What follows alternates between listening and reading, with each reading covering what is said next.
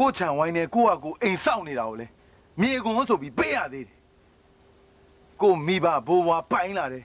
လဲမြေရမြေတွေကိုကကိုခုတ်ထွင်ရှင်းလင်းပြီးလဲလို့ရလို့စားတော့လေလဲကွန်ရကွန်ဆိုပြီးတောင်းသေးတယ်အခုတခါလူကွန်မှာပေးရအောင်မယ်ဆိုတော့မလွန်လုံးလားဗျာဟဲ့မင်းတော်တော်ရှာရှိတာပဲကွာဒါဘယင်ကံကိုယ်တိုင်ထုတ်ပြန်ထားတဲ့အမိန့်ကွာသူ့တိုင်းမိမှာနေရင်သူ့အမိန့်ကိုနာခံရမယ်ဆိုတာမနာမလဲဘူးလားဟာခမရမားနေပြီနဲ့တူတယ်ဒါသူ့တိုင်းပြီမဟုတ်ဘူးကျုပ်တို့တိုင်းပြီကျုပ်တို့ပိုင်တဲ့ဗမာပြည်ဗျာကျုပ်တို့ဘိုးဘွားပြည်ပင်လက်ထက်ထဲဟာကိုထီကိုနန်းကိုကြငန်းနဲ့နေလာတယ်ကျုပ်တို့တိုင်းပြီဗျာခမရတေချာပြန်စဉ်းစားကြည့်ဦးဟဲ့အောင်သူရမင်းဘာတွေလျှောက်ပြောနေတာလဲတော်တော်ကြာရာဇဝမှုသိမိထိတ်တုံးကခံရအောင်မယ်ထိုက်ဆန်းခမရထိတ်တုံးကိုကျုပ်ကဘာကြီးယူဆက်ရမှာလဲပြောစရာရှိတာတော့ပြောရမှာပဲတကြီးဒီမှာဗျာကိုမြေကိုရေပေါ်မှာကိုအဖေနဲ့ကိုအမေကမွေးလို့လူဖြစ်လာတာဘာကိစ္စဒီကောင်တွေကိုလူကွန်စောင်းရမှာလဲမစောင်းနိုင်ဘူးဗျာမင်းပါမင်းစောင်းရင်စောင်းမစောင်းရင်နေတို့ကဝိတရားရှိလို့ရှင်းပြနေတာမစောင်းမှုဆိုရင်လည်းအာနာဖိစာမှုပေါ့ကွာဒီတိုင်းပြည်ကိုသူတို့အုပ်ဆိုးနေတာသူတို့တောင်းရင်ပေးရမှာပေါ့ကွာဟာဒင်းတို့ဘယ်သူကလာအုပ်ဆိုးပါလို့ဖိတ်ခေါ်နေလို့လေဒီမှာတကြီးဒီကောင်တွေကကျုပ်တို့ဘရင်ကိုမတရားနန်းကချပြီးအာရမဝင်အုပ်ဆိုးနေတယ်နေကျဲမိစ္ဆာကောင်နေဗျ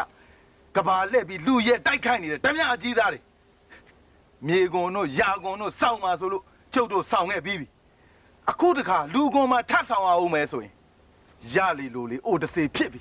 နောက်တခါဆိုအိမ်နာကွန်တို့အသက်ရှူကွန်တို့ပါကျုပ်တို့ထပ်ဆောင်နေရလိမ့်မယ်မဆောင်နိုင်ဘူးဗျာနှစ်ကြက်နဲ့ရှစ်ပဲမပြောနဲ့နှစ်ပြားနဲ့ရှစ်ပိုင်တော့မဆောင်နိုင်ဘူးရှင်းလားဟဲ့အောင်လေသွားမယ်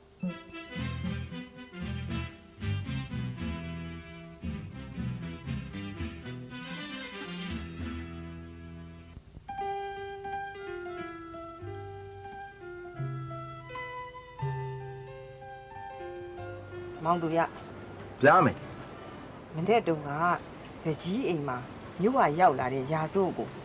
မင်းကလန်ကဆန်လုတ်ပြီးထွက်သွားတယ်ဆိုဟုတ်တယ်မေအဲ့ဒါအမေကဘာသူပြောလဲမောင်ညီပုပြောတယ်သူပြောပြလို့ငါအားလုံးသိပြီအရာရှိအရာခံနေနဲ့တွေ့တဲ့အခါမချေမငန်းမပြောပါနဲ့ตาရဲ့မင်းအတွက်ဘာအကျိုးရှိမှမဟုတ်လို့တော့ကျွန်တော်ကအမှန်တွေကိုပြောတာအမေရဲ့ဒင်းတို့ကအားရှိကျွန်တော်တို့ရွာလာပြီးအခွန်လေးကြီးကောက်ကောက်